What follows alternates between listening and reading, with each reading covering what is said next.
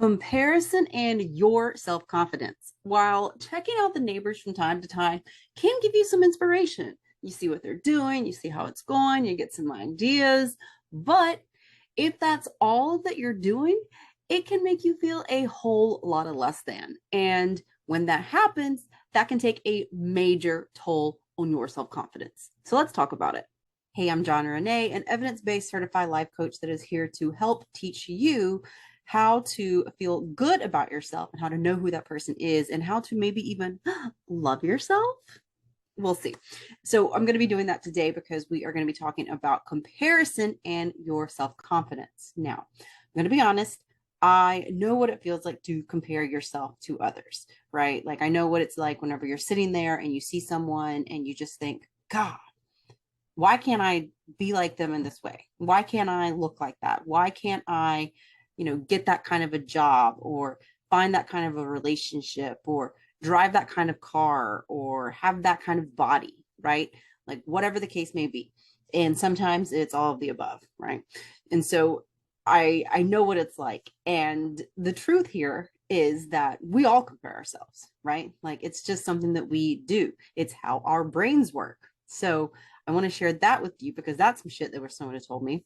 When it comes to comparing ourselves to others, we do that because it is an evolutionary tactic, right? Like we're doing that because we are sizing up that other person to see if they are a threat to us. And mind you, I don't necessarily mean threat in terms of a physical attack, right?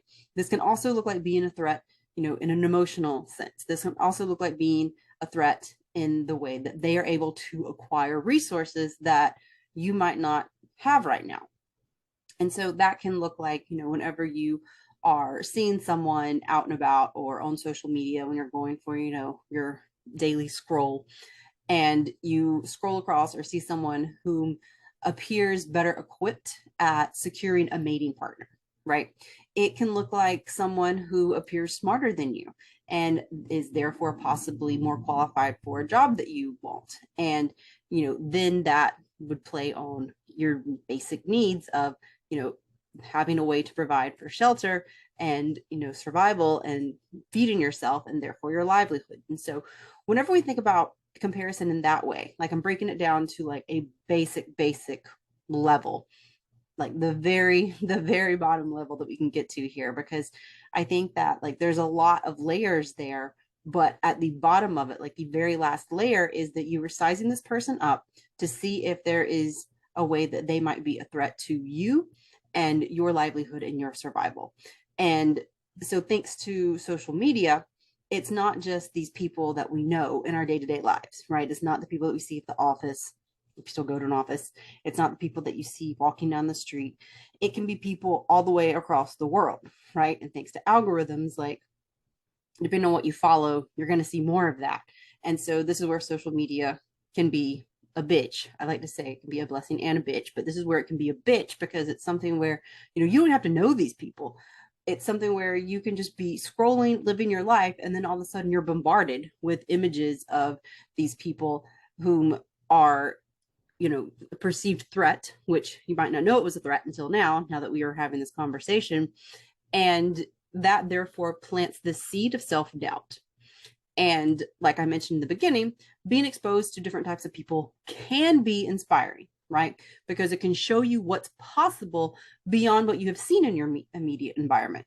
So that's when social media can be a blessing, so to speak, right? Because if you see someone making, let's say, $20,000 a month, and you would never ever consider that as even being a possibility, then that can inspire you to get curious about how you can make that a reality for you too, right? So that's how it can be a good thing. It can help stretch you in a positive way and inspire you to go above and beyond and to start to get outside of what you know to be normal, because now your version of normal has been altered because it's like, well, if this is what I'm used to, this is my normal, but also I didn't know that was a thing, right? So you can start to expand your faculties in that way. It could be an inspiring thing. But here's that bitch part comes in again. It can also make you feel really overwhelmed and bad about yourself if and when you now have that awareness, but can't comprehend how to make it happen, or you don't know where to start, or it seems like you don't have the resources, or it just seems totally unfathomable, right? Because it's such an extreme stretch. Like maybe instead of taking the $20,000 example per month, that seems just like ludicrous. Like, no way that would be an option, right? And what the norm is now might be, let's say, 3K, right? And so instead of thinking, because we don't have to do that, right? We just are aware of what's in front of us. Instead of thinking about, oh, we can split the difference, like let's do like a 10 to 12K situation, right? We start to think that, it's kind of all or none. So it's either what I'm doing now or what they're doing. And that's just too big of a bridge to gap, or a gap to bridge, excuse me. And then it can start to be this overwhelming thing that really starts to make you feel bad. And this is when comparison can start to make you feel like a piece of shit, because you don't have these things that you see a person has, which can send you down a shame spiral with a quickness. And that's when we really start to dwell on those differences and perceived lack. And so I'm going to explain why we do that, why we start to go down the shame spiral, and why we become so fixated, other than the fact that the contrast is too wide of a gap, right? That's one reason. But another reason is because of something called your negativity bias, our negativity bias.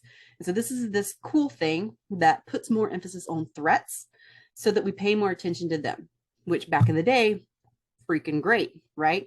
We're, concerned about threats like wild animals attacking us, and, that being the end of it. But now it's not so great, because these wild animals aren't a threat, but these people that we see on our social media feeds while we're scrolling are. Also, back in the day, wild animal threats, that was something that, like, yes, happened, but the constant influx of what we're experiencing now as a threat is 24/7 nonstop, right? Like, there is no like safety, like there is no, time to kind of calm back down and bring yourself back to equilibrium. It's all, if it's not the personal social media, then it's, your friend being mad at you, or it's your boss being on your case, or like whatever the case may be. So we have all these different threats coming at us, which can again be overwhelming. And so when you know all of this, then it makes sense that you would start to compare yourself, right? It makes sense that you would see this person and start to measure up the differences, and, acknowledge that, like, this is what is true for them, this is what's true for me, and there's a big gap in between. And that, it's something where it's like, oh, well, I get it now. I get why I do that. And also I get why I start to go down the shame spiral while I'm scrolling on social media, or at the grocery store, or watching the news, whatever it may be, because there's this bombardment, there's this constant, this constant influx of these types of situations and experiences. Also the algorithms, right, which show us more of what we already, are intaking. And so it makes sense, right? Like, it makes sense that you would compare. It makes sense that you would start to go down the spiral and feel really bad about it. But just because it makes sense doesn't mean that it has to be that way, right? So that's the good news. There are things that you can do to stop comparing yourself to others, and doing so in a way that makes you feel bad, while increasing your confidence. And I'm going to show you how to do just that right now. So 3 things that I'm going to offer you, but they have, like sub steps. So be patient and mindful, and break out your notebook. So 3 things. Number 1, become aware. Number 2, get curious. Number 3, take action. Number 1, become aware. So let's talk about that one. You can't change what you aren't aware of. And so I want you to start noticing specifically what you are comparing yourself to. Maybe you already know that. And if, you do, it's like, oh, I compare myself to how people look, or like what kind of car they drive, or, how much money they have, like whatever, then awesome. Write that down. If you don't know, that's awesome too. Just start to become aware of it. Write it down when you do notice it. Whenever you have that awareness of what this thing is, I want you to then go deeper, right? So what is it about that person? Do they have a certain color of hair? Is it only when you see people with a certain kind of car, right? Like, is it when they are only driving Mercedes, let's say, or is it when they're only driving a Jaguar? Is it, something that is really specific, or is it more broad?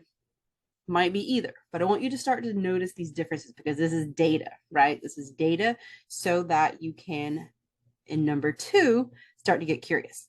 So what is it about this data? Like, what themes do you notice? And what is it about that specifically that makes you feel less than? What is it about them? What is it about that experience? And what people often find here is that there is a similarity within that person that exists within yourself. And therefore, whenever you see that person with that thing, or whenever you see that specific thing, like let's say the Mercedes, it's triggering because you identify with a part of them, or you identify strongly with like that being a status symbol for you.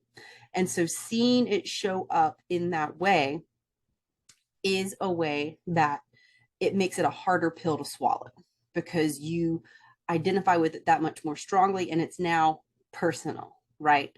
Like there is something that is in that experience or within that person that you see within yourself as being strongly linked.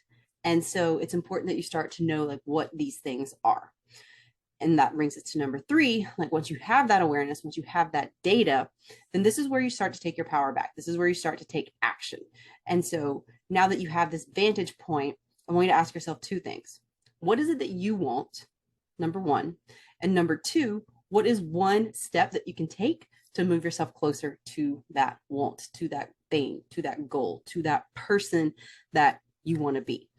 And once you have that figured out, this sounds kind of obvious, but most people don't do it. I want you to actually take that step. So it doesn't mean that you have to, let's say, let's take it back to the Mercedes example. Like you see someone and you recognize like, you know, it's not just luxury cars, it's specifically Mercedes. And whenever that happens, you recognize like, oh, well, growing up, like, or, you know, somewhere along the way, you thought that was like it, like you made it, right? Like that was the thing, like you want one of those.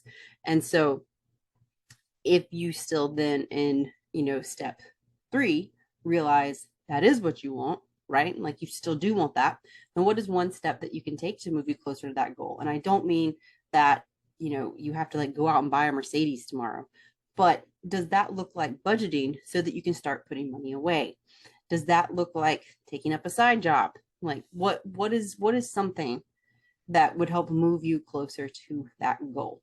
One of the quickest ways to improve your confidence is to do what you say you're going to do. And so make this action so stupid simple that there's no way that you can't do it.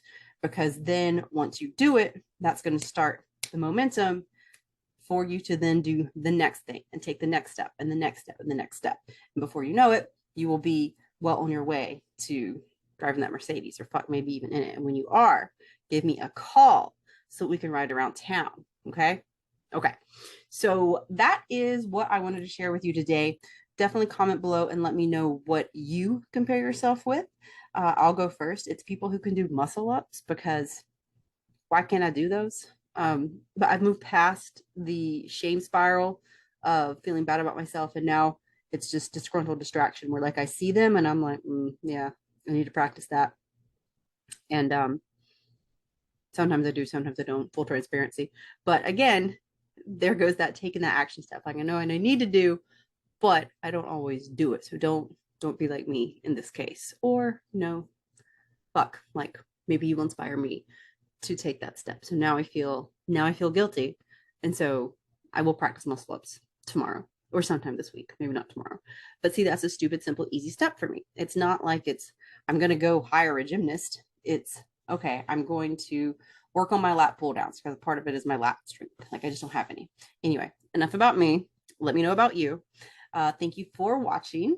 Please do like and comment and subscribe because the internets love that. So please do.